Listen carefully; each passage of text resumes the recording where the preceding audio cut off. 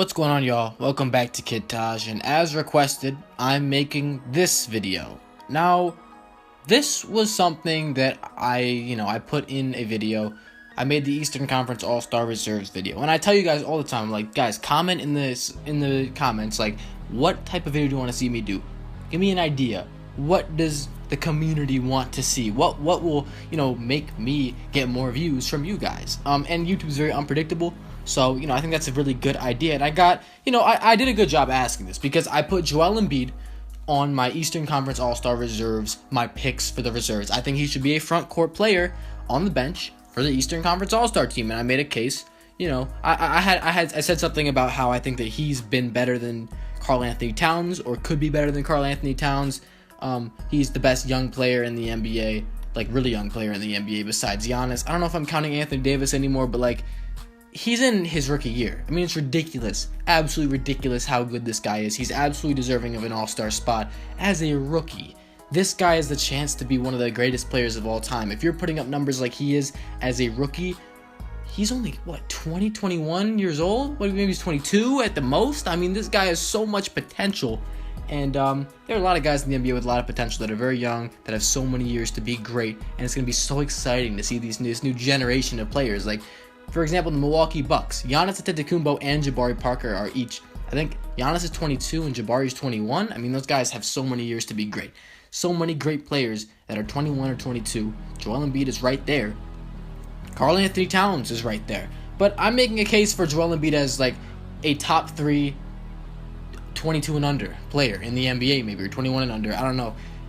It's not really specific here. I'm not making like a bold claim with evidence that it's like I'm saying like he's the best player in this. I'm just trying to promote how great Joel Embiid is, my thoughts and how good you guys should think he is, because obviously making a channel like this, I want to convince you guys of my opinion. This is a basketball opinion channel. I'm gonna make opinionated statements about I'm gonna give broad statements of my opinion about things in the NBA, and you guys can listen or not, but I'm trying to enlighten you guys. I'm trying to help you see a different perspective, maybe make your perspective better. So it might sound ridiculous because we know how great KARL-ANTHONY Towns season was last year. As a rookie, comes into the league as the #1 pick, and he does not disappoint. He was phenomenal. I mean, he was filling the stat sheet. He was doing every single thing you could think of. He was scoring the basketball from inside and out. He was ball handling for a big. He's got handles. He can pass the ball. He can rebound like crazy. He's incredibly aggressive. He's got great basketball IQ, good defensive ability. The guy does everything. He's a coach's dream.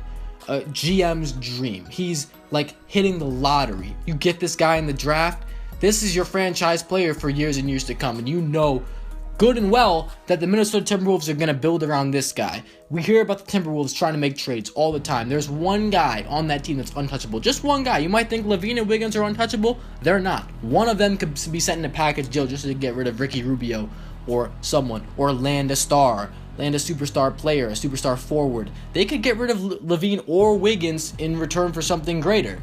Now, maybe not greater, but maybe something they think is greater or more valuable. KARL-ANTHONY Towns is the #1 guy. He's the guy you're building a franchise with. We don't know if you can build a franchise around Zach LaVine or Andrew Wiggins, but we do know you can build a franchise around KARL-ANTHONY Towns, and that's what they're doing, and they've got such a bright future, and there's no problem with what they're doing over there. Now, here's where the Joel Embiid part comes in. The Sixers picked this guy 3rd in the draft. The Sixers have been picking these lottery picks that have just gotten injured for them years and years, like consecutively. They just bad luck. And their picks, their bench is always changing. They don't have the same lineup year in, year out. It feels like they're getting guys from the D League. This is the first year where they've actually had a subsequent squad. I mean, like, guys that are NBA players are on this team. Gerald Henderson is an NBA veteran. Jared Bayless is an NBA veteran. They're not filled with these D League guys. They're not trying to take. I mean, they were taking. Like, all these years where they had these terrible records, they wanted these picks. They struck gold with Joel Embiid, and they might have with Ben Simmons as well.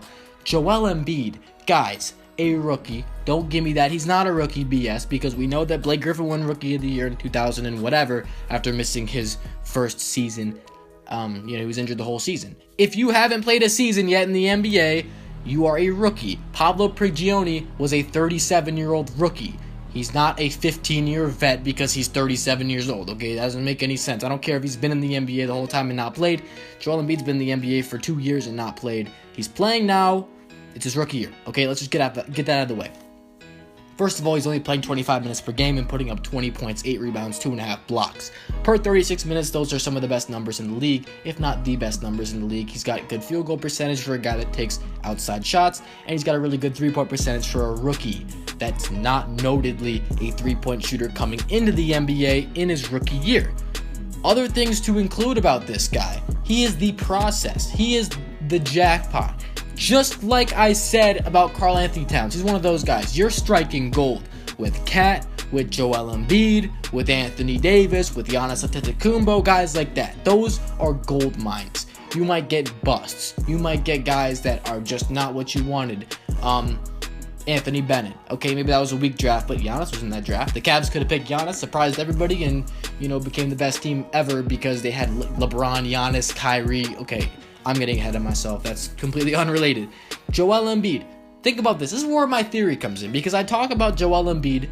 I said he was better than Karl-Anthony Towns in a way, and I'm just going to make my point clear.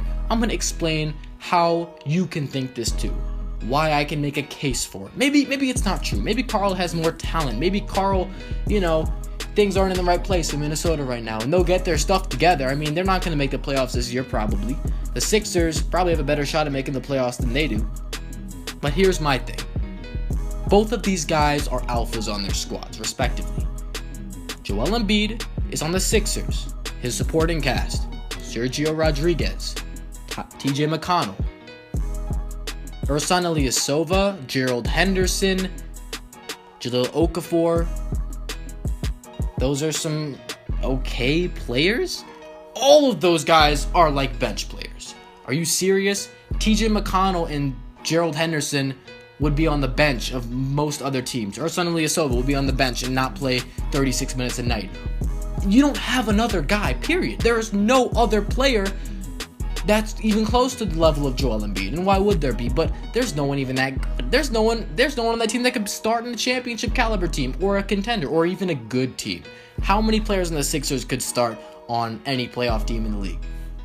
That's how good Joel Embiid is. And now take a look at the Timberwolves. Karl-Anthony Towns. Who is his support? Well, you got Andrew Wiggins.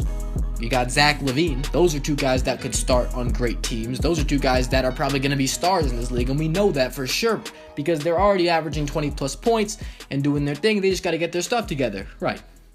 Gorgie Jang. He's decent. I think he's better than... I'd take him over almost everybody on the Sixers. Chris Dunn, he's not that good yet, but he's going to be. Ricky Rubio, whatever. But my main point here is that they've got those guys, Wiggins and LaVine. Joel Embiid doesn't have a Wiggins or a LaVine. He doesn't have any of those guys. And yet, the Sixers have the same, if not a better record than the Timberwolves. They have a better shot at the playoffs than the Timberwolves. How? Because Joel Embiid is so good. And this is not a knock against Karl-Anthony Towns. How could you be doing what Joel Embiid is doing? He's winning. I mean, he's inspired his teammates. Oh, I forgot Robert Covington. That he's okay. He's not bad. But I don't know him starting on any other team in the league. Maybe the Nets. Those guys can start on the Nets and like worse teams, but like anyone 8 and up. Anyway, back to my point. Joel Embiid is so good that this team wins. He's so dominant. He's at center, 7'1". You don't want to go into the paint when he's in there. He's guarding that thing. He's guarding the bag. He wants to win so bad. And then he's got the shot on the other end, post moves. He's dominating other centers. He's going up against top tier centers, good defensive centers, and he's going off in his respective, in his minutes. He plays 25 minutes a game and he's putting up huge numbers. He's doing his thing. Also, he's missed a ton of games this year, and they're still in that spot. It's because when he's playing, that's how good they're playing. They're playing so much better. He's been injured, okay? He's had to miss a lot of games, so when he's healthy, this team wins a lot of games. And they're, 8-3 in the new year or something like that. They've been fantastic. So, to me, he's having a better season. And Karl-Anthony Towns hasn't had a better season in his career than the one that Joel Embiid's having right now. I mean, honestly, can you point to a time where we've seen Karl-Anthony Towns do more than this? They've been at the bottom of the Western Conference, and they have a better squad than the Sixers do.